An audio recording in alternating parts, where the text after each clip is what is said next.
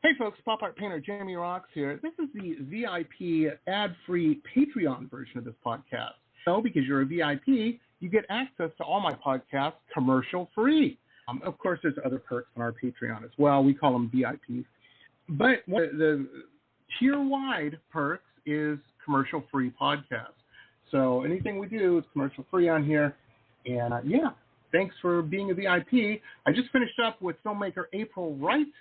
She is fantastic. She's done all these really cool documentaries. I met her when I had her on originally for the Back to the Drive-In. We talked about that a little bit, and we talked about all of her projects and whatnot. It was a really good conversation, and you get to hear it now ad-free. So enjoy, and there you go.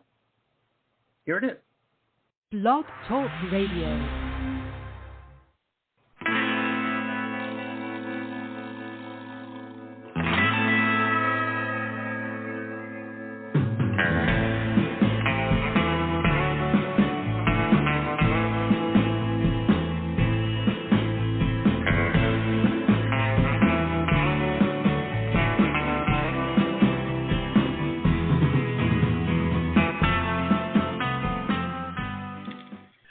Everybody, how's it going? This is the Pop Roxx Radio Talk Show. I'm your host, pop art painter Jamie Roxx, and this is the big show. You found it. I'm glad you did. I am super duper excited today. We have a returning guest, one of my whole favorite people in the world of filmmaking and indie film and entertainment. She is cool turned up to 10, filmmaker extraordinaire, Miss or Mrs., I'm not sure, April Wright. April, how are you? I'm great. Thanks for having me on, and that's quite an intro. I appreciate the high marks. I only speak the truth. I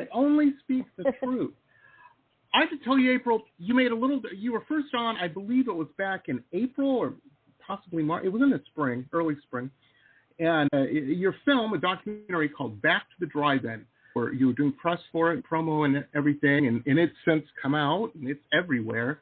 But I have to tell you, it's one of my favorite documentaries of the year. It's so well done. So I just rewatched it the other night, and this is viewing number 4, I think, of it, and it just gets better every time. Yeah. I can give a couple little recaps on that, because first off, I appreciate that, and actually, across the board, I've had such wonderful reviews of the film from critics, and then once it played in theaters first, it played in a lot of drive-ins, but also a lot of indoors, and then when it came out on VOD in the spring, I think that's when we talked, and now it's on Amazon Prime and a bunch of other places, and so it just keeps getting to a wider and wider audience. And I'm constantly getting messages from people I don't know talking about how much they love the film.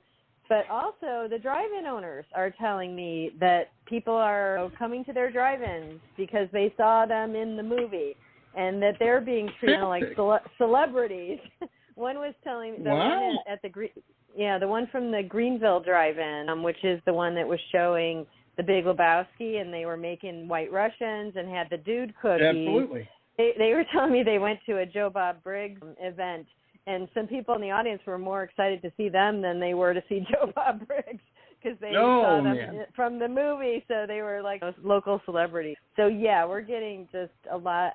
And the whole point was to bring attention that drive-ins are family-owned, everybody pushing to keep them going, and so I'm really glad to hear that the drive-ins are getting some love after people see the movie.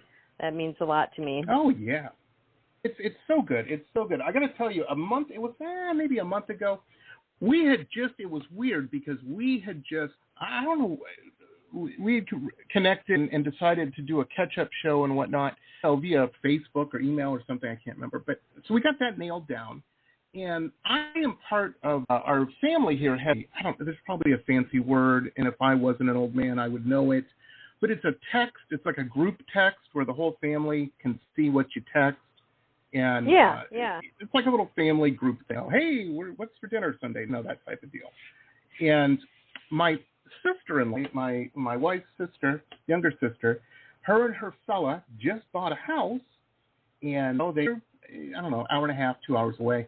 And they are new homeowners, and They're trying to entertain themselves on the cheap, doing things, different things and whatnot.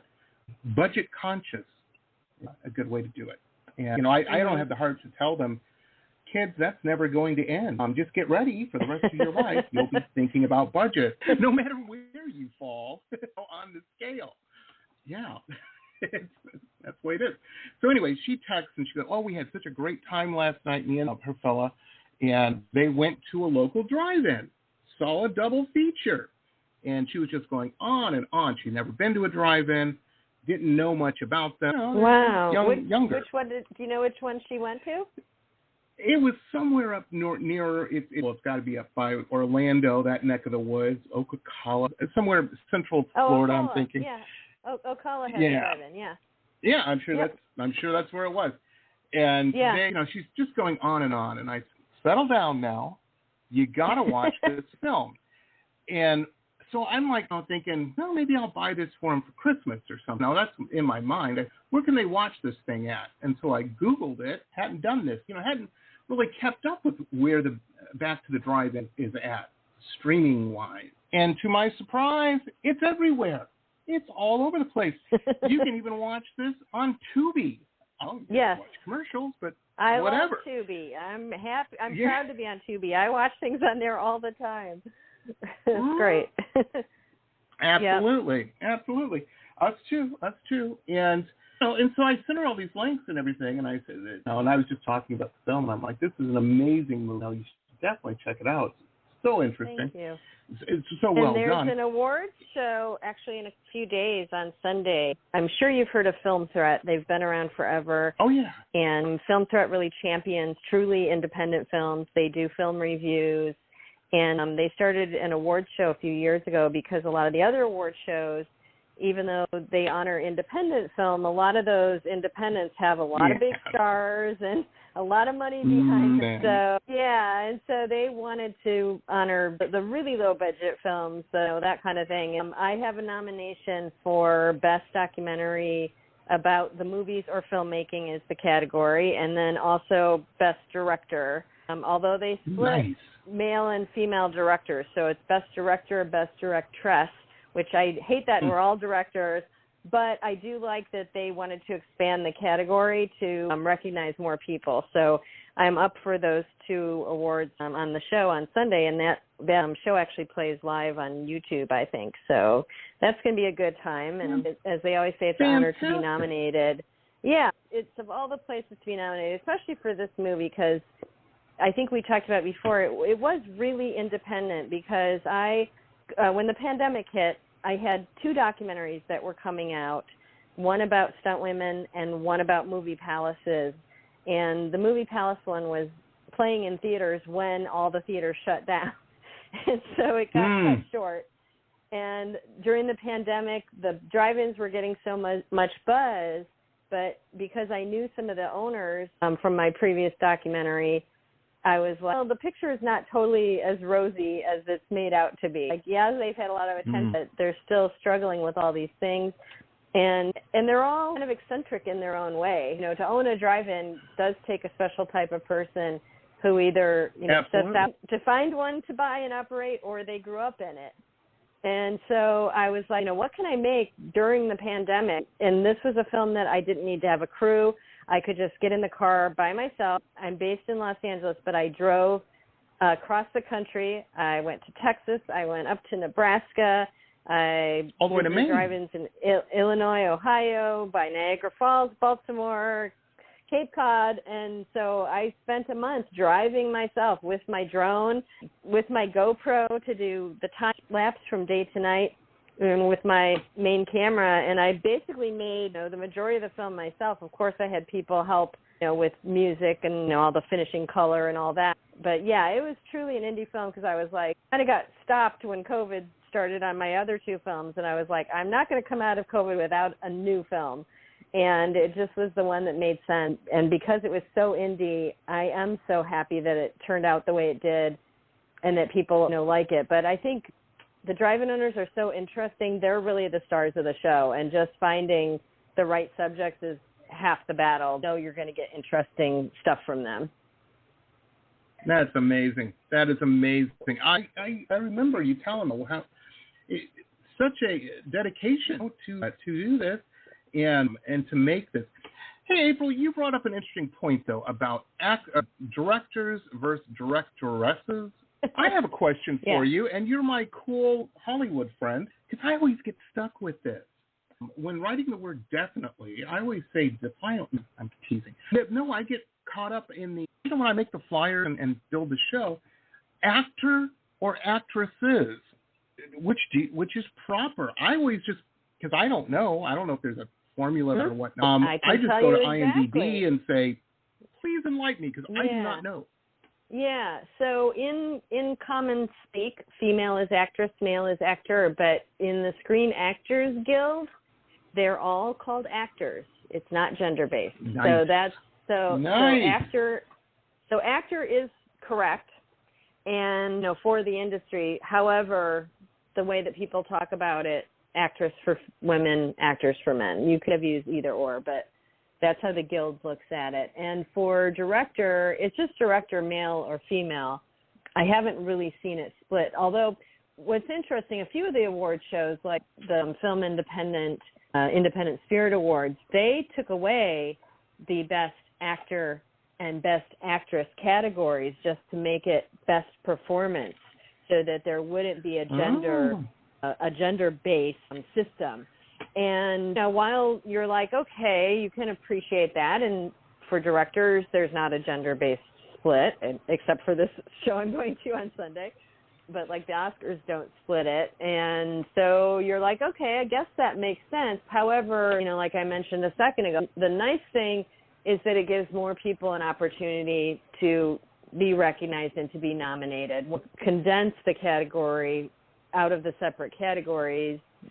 I think it does create, almost has a negative effect by creating less opportunity for women, because in general they don't get as meaty of roles because there's less things made with female leads. That's starting to change. True.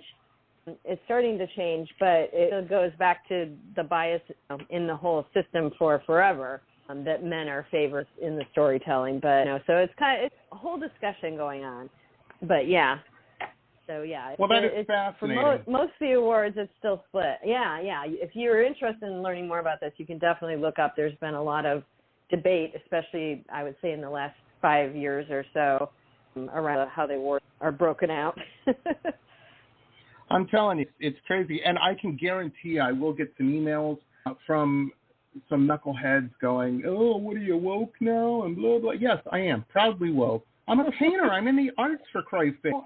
How does that surprise any? Bleeding heart? Yeah. But I don't really see it as a woke thing. I think it's just a thing about how to recognize people for what they're doing. And if you look if you look at the industry, it is evolving, and there's nothing wrong. Barbie was the biggest movie this year, and anybody who thinks that female-led movies can't, well, they can. There's been perception that they won't, and some of these things are changing, and it doesn't matter. And all the guys I talked to that watched Barbie really loved it. It was only people who didn't see it who had their own idea in their head of what they thought it was going to be and had decided, I'm probably not going to like it. But all the people, male or female, who did see it usually liked it. It's all, people can think whatever they want, but anything that's trying to recognize people more, and especially for independent filmmaking, because it is so hard to make films independently and to break into the studio system. So anything that's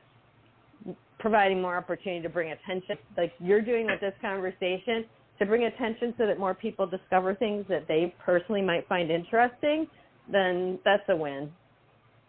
Absolutely. It's so interesting because you have all these people that, I don't know, they get, I try not to wade into the quicksand too much, but I see people that, man, I guess people just have a lot of time in their hands and have a phone in their pocket, so everybody's got a big, strong opinion about stuff. But people get, I just saw, when I take my lunch, I usually put, I've got the YouTube app on my Roku. I'll throw it up and scroll through what's trending on YouTube while I eat my lunch, which sometimes is a mistake because you see people, I just saw somebody made a video And these guys got to be, I don't know, they're my age, 50 years old or something. They're bitching about Disney's new animated cartoon. I'm like, really, dude? That's the hill you're going to die? That's what's keeping you up at night? A cartoon? Have you never heard of girls? What's wrong with you? But whatever. People are into what they're into, and I shouldn't judge anybody. But I remember somebody was giving me a hard time for using someone's proper pronoun in a tweet reply I was doing. So I'm like, hey, man, you're still calling X Twitter, so, you don't really have any room to speak there. So it's clear Elon Musk would prefer Twitter to be called this. Come on. I just go back to how I got raised. My mom told me very early on, just call people what they want to be called. Absolutely. If they want to be called whatever, if they want to be called Native American instead of Indian, call them that. It doesn't matter. It's no skin off your back. Just call people what they prefer. And that just goes across the board. That's not like a new thing now with pronouns. That's just life. The way I look at it. Tell people what they prefer. It's not my decision, it's theirs. Me too. Years ago, I had a gallery in San Diego. And you see my art. It's kind of weird.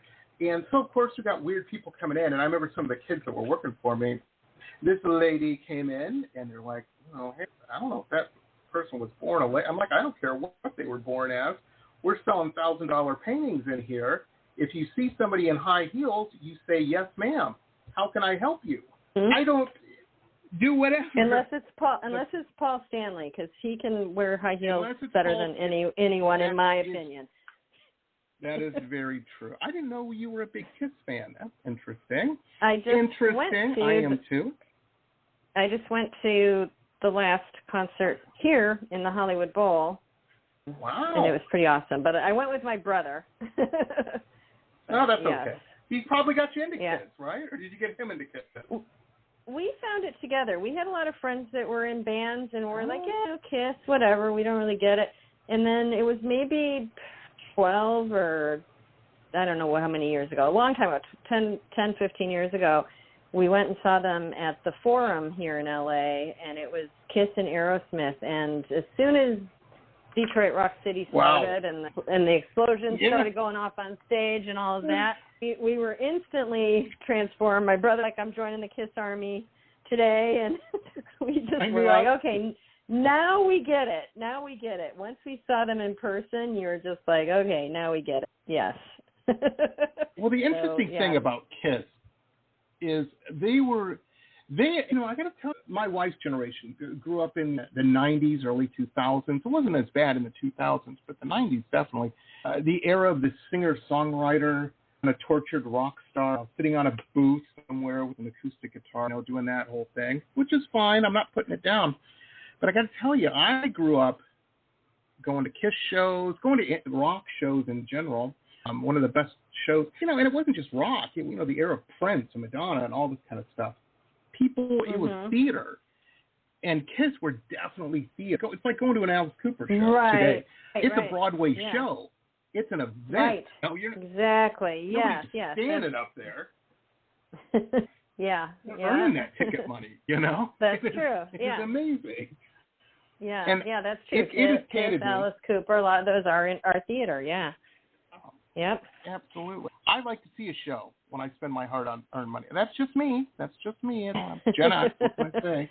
But, entertainment. Yeah, exactly. I don't want to just see somebody busking in the subway. That's fine. There's nothing wrong with that, and sometimes that is entertaining. But not when I'm laying out $100 a ticket, man. Come on.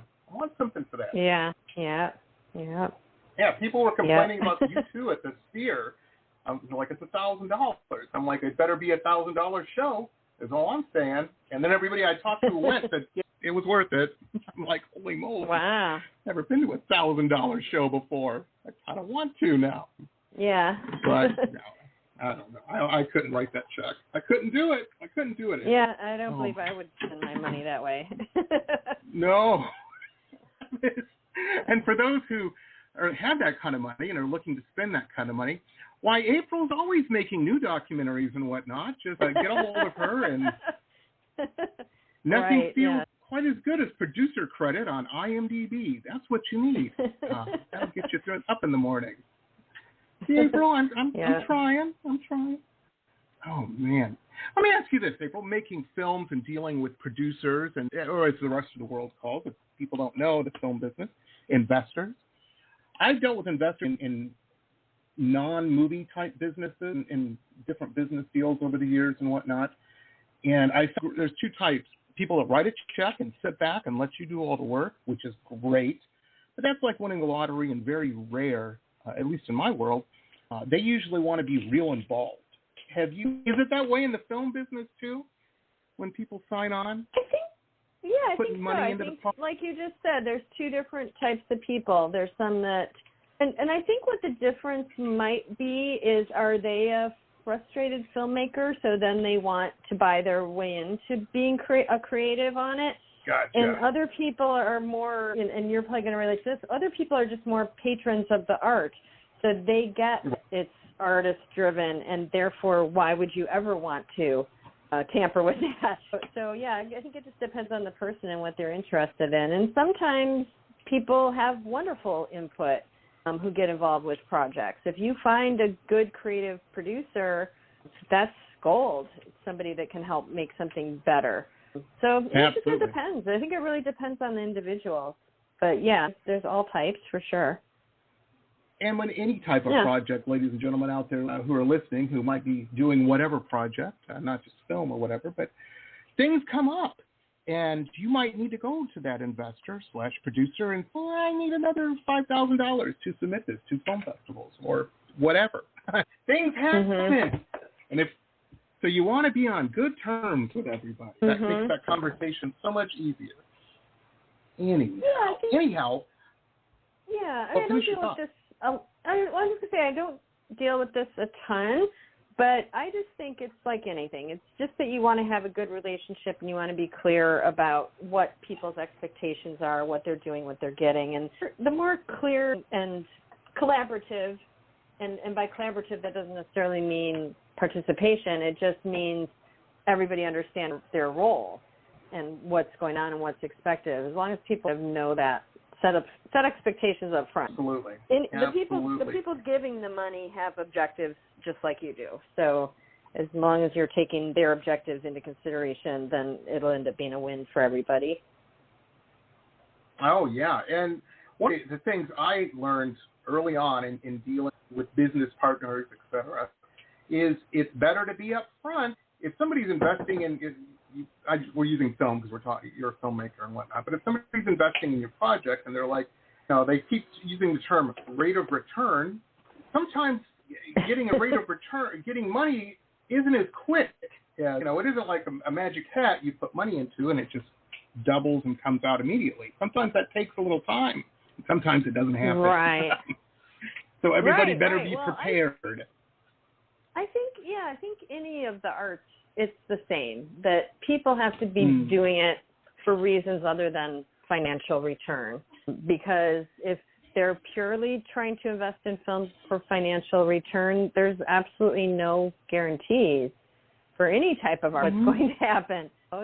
You just have to trust your own taste in that person, that artist or filmmaker that you're working with, and like what they do and find your satisfaction being part of the project. And I think most people that deal with film, people investing in film, they always say there's absolutely zero guarantees that any of this will come back. So, yeah, it's supporting the arts first and foremost, and then if there's financial gain, then that's another step.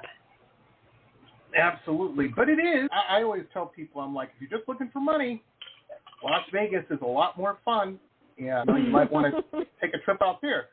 But I will say this, with that in mind, just like Vegas, if it happens once and everything works and everybody makes a little pocket money and has a little jingle in their pockets from the change, you're right. You're doing it again. Yeah. It's very true. Well, that's cool. That is cool. One of the things we were talking about, and we talked a little bit briefly about it before we came on the air, when the mic wasn't hot, was you had mentioned in passing last time we spoke about doing a documentary about roller skating. And your history with that is you were the coolest girl in school, I am sure, because your folks owned a roller rink. If I remember correctly. That's correct. Yeah, that's good memory. Yeah. And I feel like when we were talking before that you might have been the one who told me roller rinks were nightclubs for kids. That's does very that sound true. like something you would say? Yes.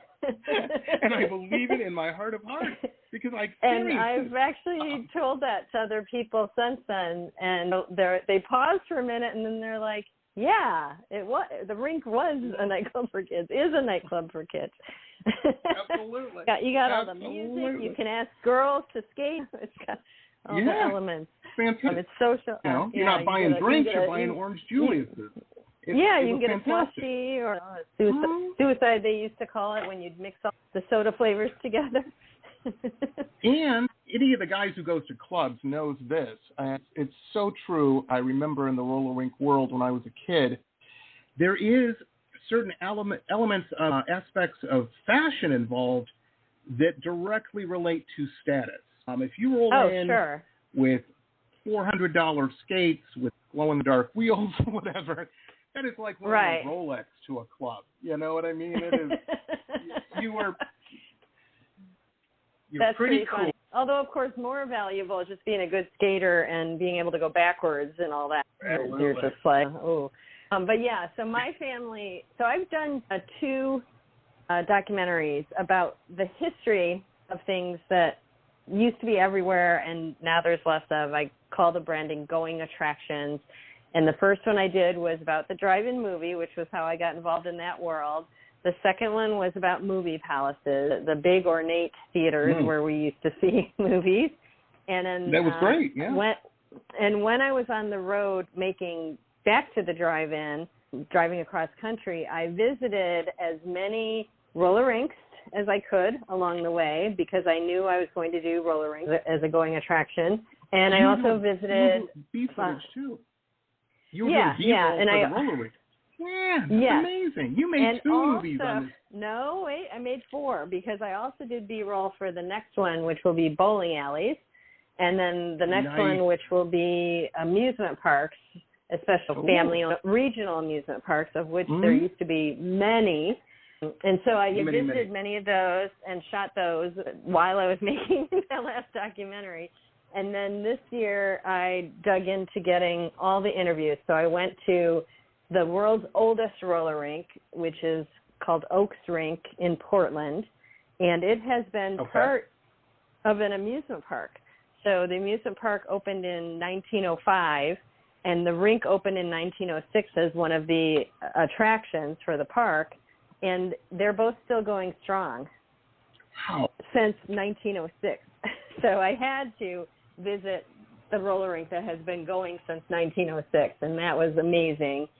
And so I've just been traveling, getting the roller rink stuff I needed to finish up that film, and I have one more interview I need to do and starting to edit that one, and hopefully that one will be coming out sometime next year once I finish it up. Amazing. How cool. Yeah. I'm so looking forward to that. I'm an old man now. There's no way I could possibly go roller skate. I tell you, me and my wife, earlier today, ladies and gentlemen, we were at Aldi's grocery store, had to pick up a few things, and I turned wrong, and I had a pain in my hip like you wouldn't believe. Thought somebody cut me with an axe or something. I thought Jack Torrance from The Shining had come out and whacked me in the head. It hurt so bad. My wife, what the hell's wrong with you? And I'm like, I don't know, man. It hurts. And I said, yeah, it's bad. And I said, and more importantly, I am too young to be having hip issues. Are you kidding me? And she just looked at me, and she goes, oh, dear, actually. I'm like, shut up. I'll tell you not what's true. funny, though. You can still skate older, and maybe that would even help you. Making this documentary, one of the people I interviewed is in his 80s, and he trains people for skating championships. So there's a whole circuit of competitive skating with dance skating and freestyle skating. And you always hear about ice skating, but there's a whole roller skating circuit as well. And one of the guys I interviewed had been a national champion, and he's still training athletes on roller skates and skating himself, and he was in his 80s. So you can keep skating. I'll be thinking about it. I'll be Isn't I'll be crazy? up at night. Oh, I'm telling you. I would love, that would be, when I was watching your Back to the Drive-In, there was one very cool elder lady. It was in Texas. She had an awesome drive-in. She was just very cool. Yeah, Jennifer at the Broadway Drive-In. Yeah, and she wanted to, like you had mentioned, Willy Wonka. She was looking for the right fit to take over her business. And I got to tell you, and I think I told you, the gears started turning, and I was like, can I? It wasn't a matter of how do I buy the drive-in. It was a matter of how do I convince my wife to move to Texas, wherever it was in Texas. You know, that's the crux of the problem. Obviously, I'm still in Florida, so I never come up with a solution to that. But I got to tell you, after talking to you about roller rinks, you got me all excited about roller rinks. That's the type of business I would open. And I know I'm not the biggest fan of teenagers or kids, but teens really didn't go to the roller rink. It really stopped, I think, about, you were in this business. When did you think, 15, 16? I mean, that's when I stopped. I started going to real nightclubs, though. But I had a fan of being everything, skating is like everything. It has different ups and downs, but skating definitely has had many spikes over the years. And, of course, that disco-fueled skating era was a spike. And then there was a time when sort of the rollerblade was actually rediscovered, because rollerblades existed very early, around the turn of the century, hard to believe. But when they really came back in, that gave another skating phase. And we're in another one right now because a lot of people went back to skating during COVID, because it was something they could do and stay somewhat apart, do outside and do in rinks. And so skating's having a really big renaissance right now. So a lot of people are into skating again. Yeah, which is really great. So, now, it is a business of riding those waves. Does the family still got a stake in it? Is it still going? Or did they sell it off? No, in fact, we did shoot this for the documentary. So it closed in 2006. And once I started making my documentary, I learned also that, for example, New York City does not have any more roller rinks, and that there were three left, and they all closed in 2006, 2007. So something happened in those years when a lot of rinks closed, and a lot have closed since then. And I think it's just kind of like the drive-in, a combination of things: insurance getting more expensive, and less people going, and a little more fighting, and sort of all these factors made it a harder business to sustain. And anybody that was paying rent. Insurance. Yeah. The insurance has got to be crazy for a roller rink. Yeah. Yeah. Everybody sign a waiver at the door? That's what they've started doing now, too. Oh, wow. Yeah, most rinks you go to now, they're doing that. They've shifted some of the onus to the people skating. But, so mine closed, but we did visit it, my cousin and I, who grew up in our family's rink, and, our first job was working the snack bar when I think I was 13 and she was 12 or something like that. We went to our family's rink building, and the company that bought it originally was doing a machine shop in there, but then they switched what they were doing, and they made it a shooting range. A lot of people go to an indoor, for target shooting practice, range. And a lot of different police organizations have people come in there to train, and it's really sad. It's really sad to go in there because basically the bones of the rink were there, but the big, auditorium, skating floor part of the rink, they've just built another bulletproof building inside it. We went when no one else was there. Yeah. Yes. And so we went and we walked the perimeter, and we could see, the walls, and I believe there were even like 2 fireplaces down at the end, and those, I believe, were even still there because everything on the edge was still there. And so it was really sad that we could see the exterior of the rink still there surrounding this whole shooting range. So, it was sad, but we shot it all for the film because I always think culturally, when we look at all these places, whether it's drive-ins, bowling alleys, roller rinks, amusement parks, we used to have a lot of these places for recreation. and for socializing with other people in our community. And there's less and less of those places. We culturally have not valued those places. We've valued the dollar more. We've put in, big box stores instead of drive-ins and, just different things. And so it always gives us a little insight into culture, and I think overall a negative impact on communities and people's mental health probably, too. I would agree. The fact that there's less and less community gathering places and family recreation spaces, but we've just made a bunch of decisions to not keep those places alive, not have a financial structure in our country, whether it's tax breaks or whatever, to let them survive. So pretty terrible. And not to get out in the weeds too much, but I agree 100%.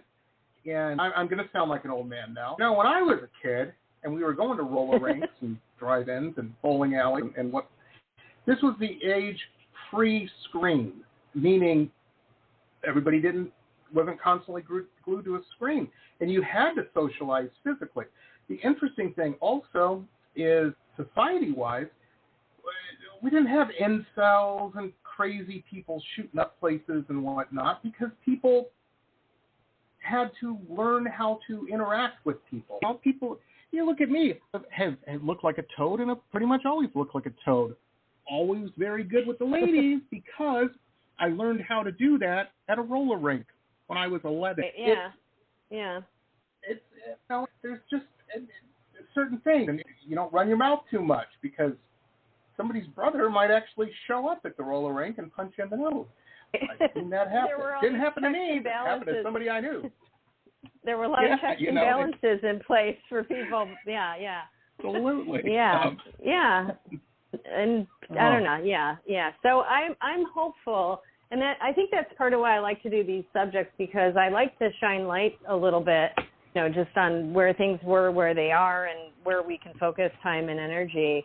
And supporting places like this, because I do think they're important to communities, is something I want to raise up for people to think, I should support that place if I want it to stick around. Human beings are a social animal. I mean, all you have to do is, turn on Discovery Channel late at night, and you'll see a bunch of gorillas on a hill. We ain't too far from that, folks. That's what we're supposed to be doing. There's a reason people go insane when they put them in solitary confinement in prisons, because they're not having a social period. I think that's going to be a big problem in the future with space travel and whatnot, and not to get, like I said, too far afield here, but people don't do well with isolation. They just don't.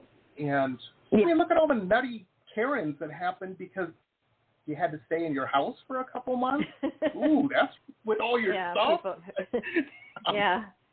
lot of people forgot how to interact with others, I think, during that. So I'm really interested in those things, and plus they're fun. They're fun topics, but there's a lot of social context, and I always learn making each one. So even though I grew up in a roller rink, there's so many details that I've learned making this new documentary that I had no idea. So I think people are really going to like it and learn a lot of cool things, and be reminded. I'm telling you, I'm having flashbacks, April, just talking about little things, life lessons I learned. Like, for instance, you can always buy a pretty girl an order of nachos at the snack bar. Never eat them yourself because you don't want that goop getting on you, man. That's it. That's the lesson. All right. Yeah. Learn that. I think a lot of people my age, and probably grandpas and weird uncles to your younger listeners, you might have noticed those people in your life wear a little too much cologne. The reason being is because when we all learned how to wear cologne, we were wearing Brute 33 we got from at Christmas time as a present, and it would go away quick. So we splashed that on real thick, and we just never learned any different way to do it. That's I quickly moved on to Drakkar Noir. My wife just bought me some for me. It's so true. I put it on, and I'm like, I'm 16 again. I still got it. Walking around the neighborhood all thinking I was cool. That's pretty funny. Oh, man. This is so cool. And you've got the coolest job in the world. You're making film. You're entertaining people. And I want to tell people, we were talking about independent film and this and that. One of the things I always hear from people about the movies and movie business and all of this and that is it's an old trope that, they're always complaining explaining these movie studios, they just make the same movie over and over. You're right. Independent film doesn't, so support it.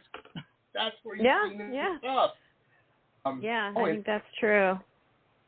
And that's true. Yeah, made, you don't have a system of 100 people that have to agree on something or whatever. To sign on.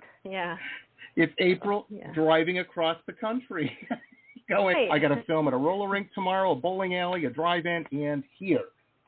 And that's what I did, that's what I did. And you're right. What's better than traveling the country and visiting as many of those places as you can? It was really fun. Well, it's got to be cool, too, when you approach these folks that own these or are doing this stuff, that somebody's interested in what they're doing. Everybody likes talking about what they're doing. And, did you ever have anybody that said, no, I'm not, don't interview me. I don't want to tell my secrets. Or...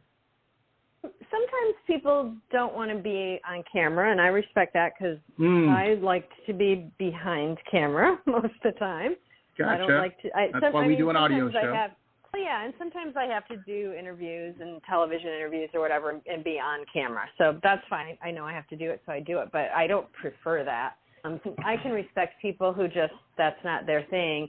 But actually, when I went to Portland, Oregon, and Salem, Oregon, and I told you I went to the Oaks Rink and the Oaks Amusement Park, but there was another amusement park up there called the Enchanted Forest that was built by one man who wanted to build a fairy tale forest.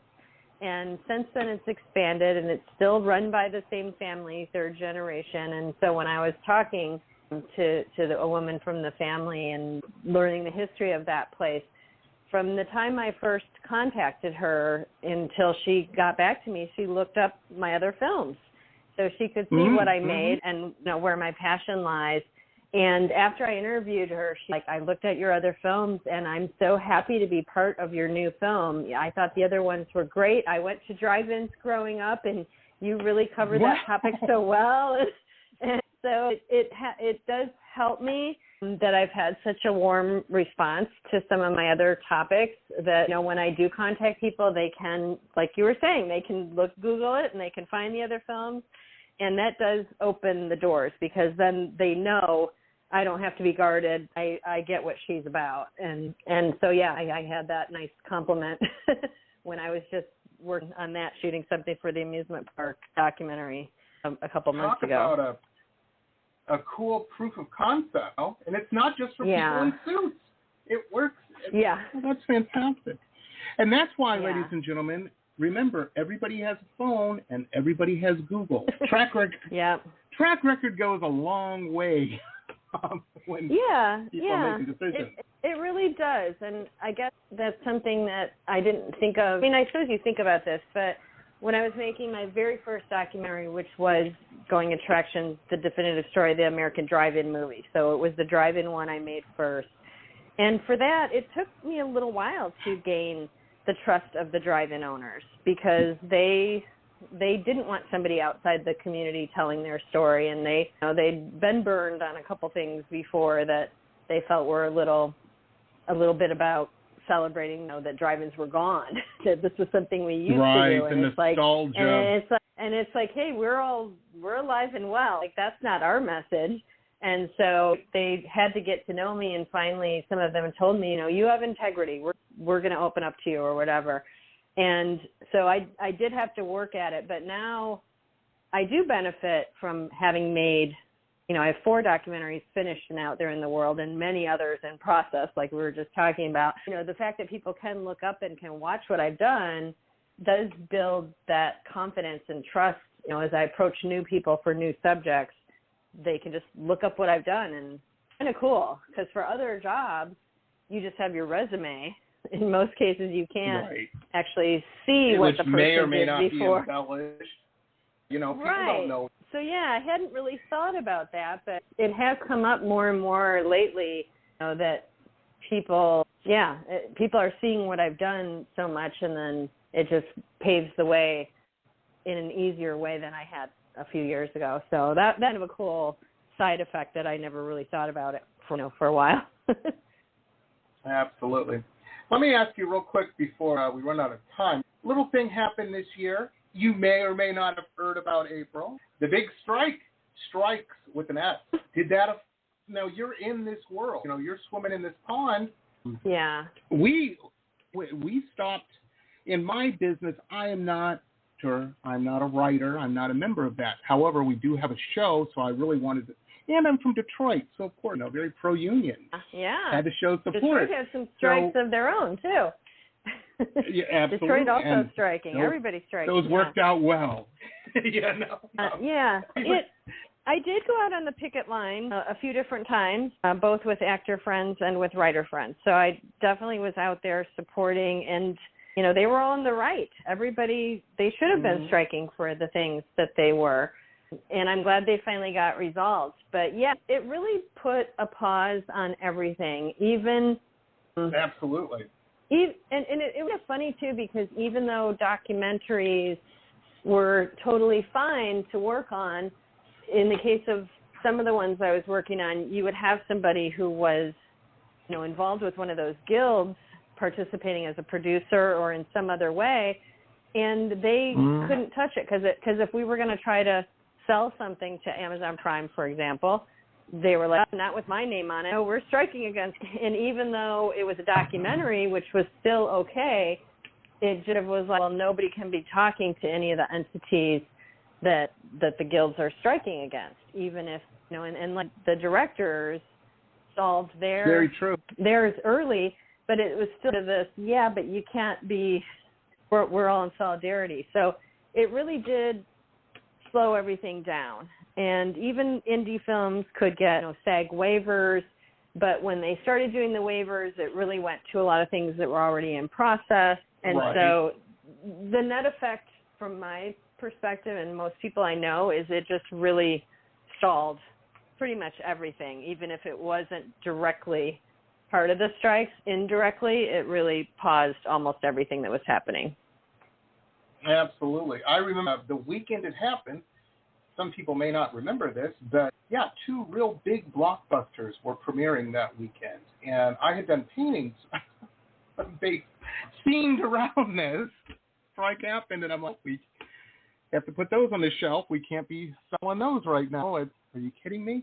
And so we waited. And those movies, by the way, were Oppenheimer and Barbie.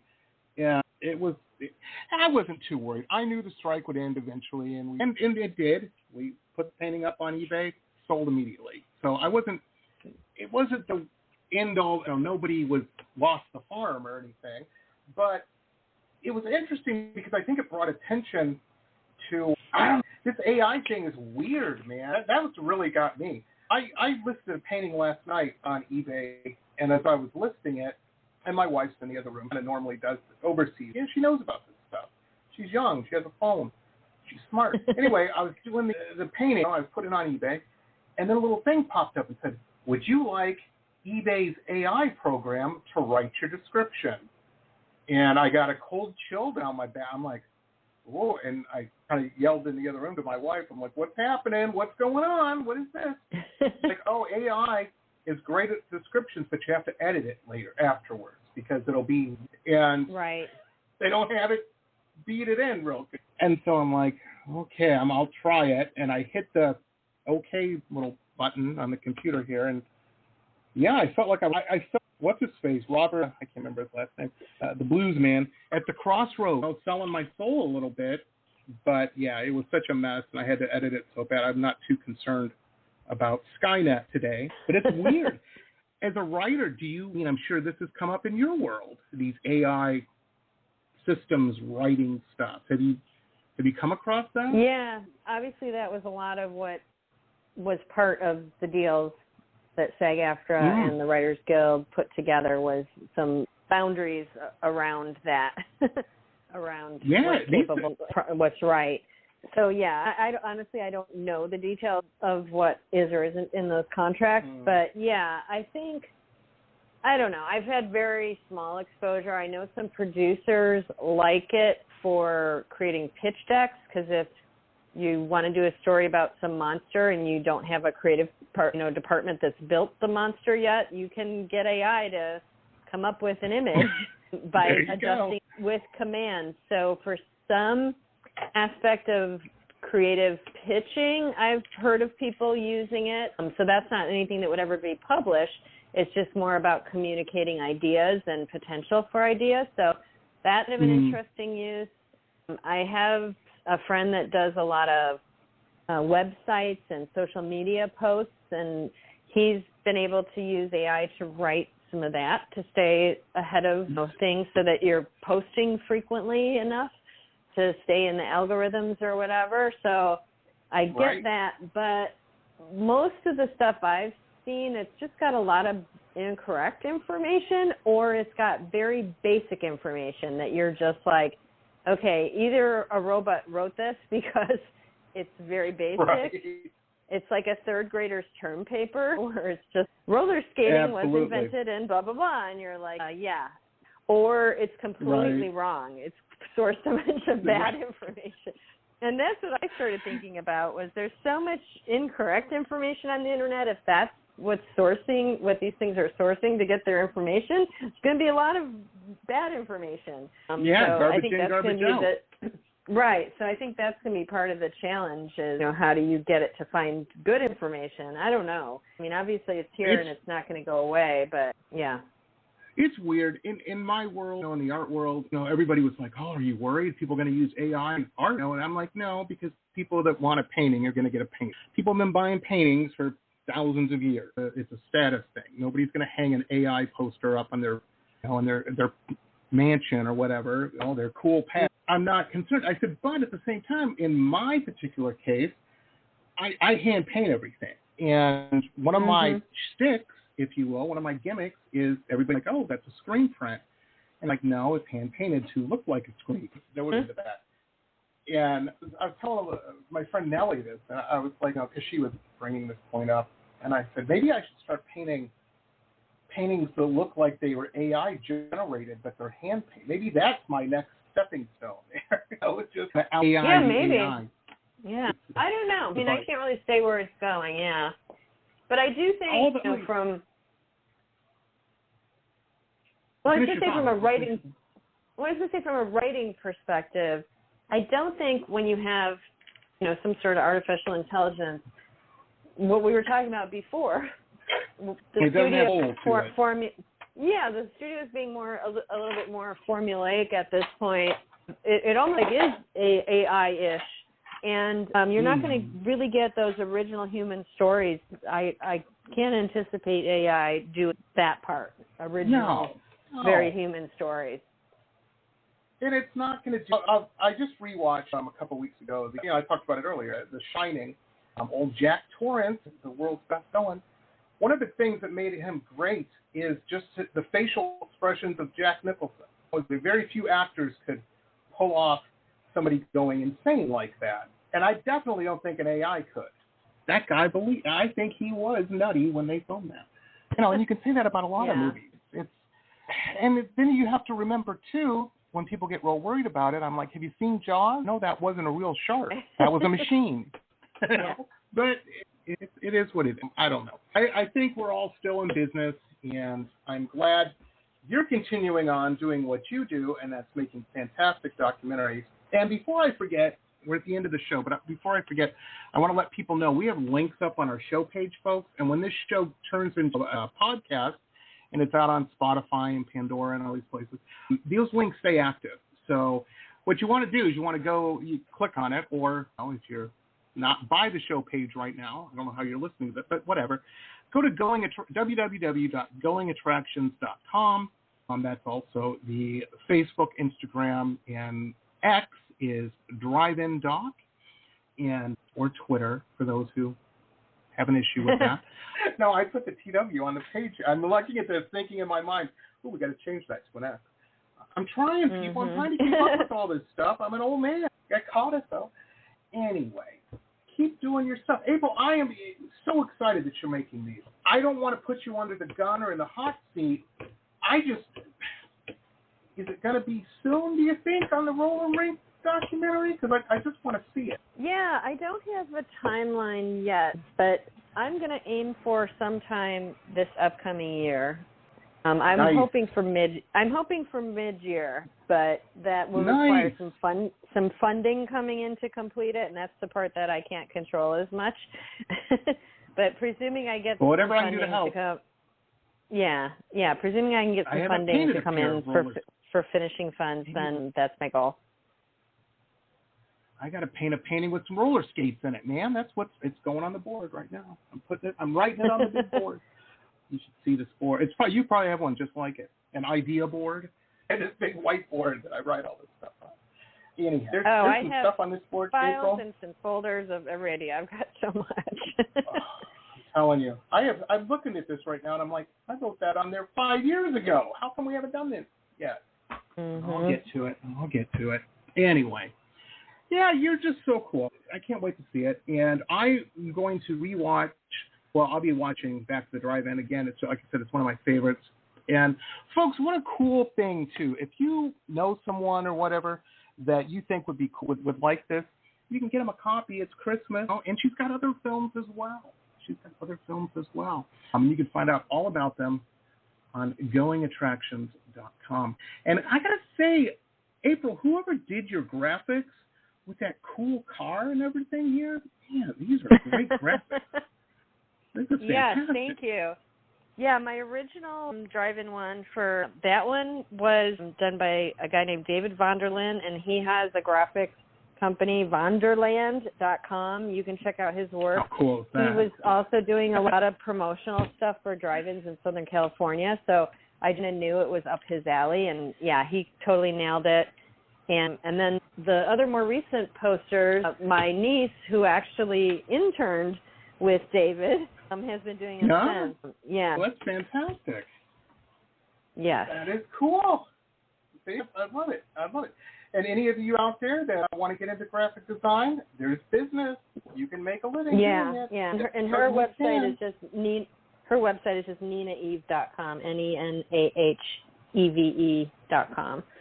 So yeah, and she's been working with me this past few weeks on the skating poster, and we've decided that the name of that movie is going to be All Skate, because obviously for skaters that has multiple meaning. Like we all know skate, all skate, everybody can get on the floor, but also it's just the inclusivity of skating, that people of every wealth and diversity, whatever, everybody skates. Skating is for everybody, so it's all skate and it's all skate.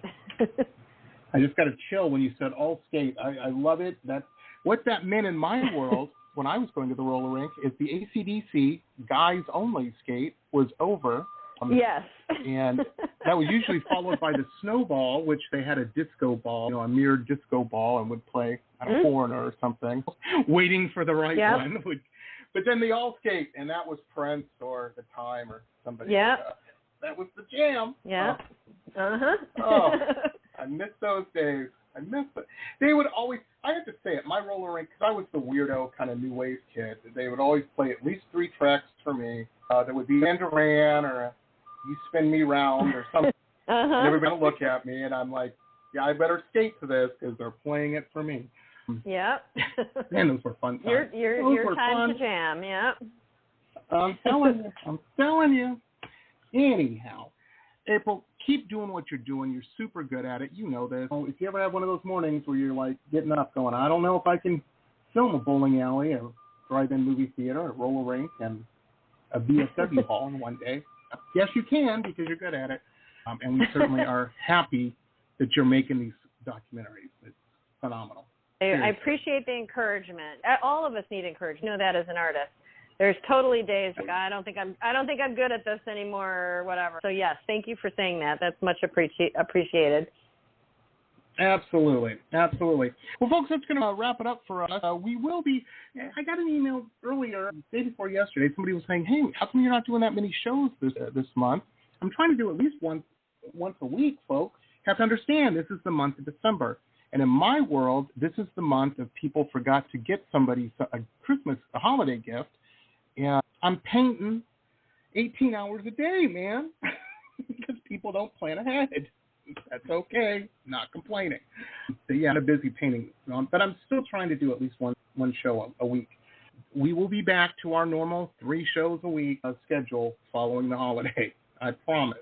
Although, we got Valentine's Day. That's the next big one that comes. It's like anything. Hey, real quick before you go, I just fell in love with them. They were a couple, and they built their drive-in in their backyard, and they had the bands that were playing. Are they still going? Is it still going? Oh, yeah. The Field of Dreams Good. in Ohio. Nice. And actually, they own a second drive-in, which they didn't build, a historic drive-in called the Vandell Drive-In. Yeah, so they've expanded. Yep. I'd love to hear it. Definitely, if you go through Ohio, you should definitely visit their drive-in. I think there was one in Missouri or Illinois that was all mid-century retro. I definitely want to visit that one. But we're into it, man. We're into it. We have that house. Yep. Anyway, thank you so much. Thank you so much, April, for taking time out of your busy schedule to be on the show. And as always, you rock. You're cool, turned up to 10. Yeah. And thank you. That's wonderful. I hope your holidays are great, and thank you again for having me on. Oh, and back at you. Very, very cool. Well, folks, that's going to wrap it up for us. This episode, of course, will be converted to a podcast. We're going to blast it out on all the podcasting platforms, everywhere. And like I said, those links will stay active, so you can get on there and like and share the love, help get the word out. And check out some of these films, man. Check out some of these films that she's done. These are fantastic. Okay, well, that's going to wrap it up. We will see you next time. Have a good one, everybody. Hey, remember, the world's still a little weird. Be patient. Be nice. Don't wind up in a Karen video on YouTube. I personally would find it hilarious, but you don't want that in your life. Be cool. Okay, folks, we will see you next time. Bye. This has been pop art painter Jamie Roxx's Pop Roxx Radio Talk Show.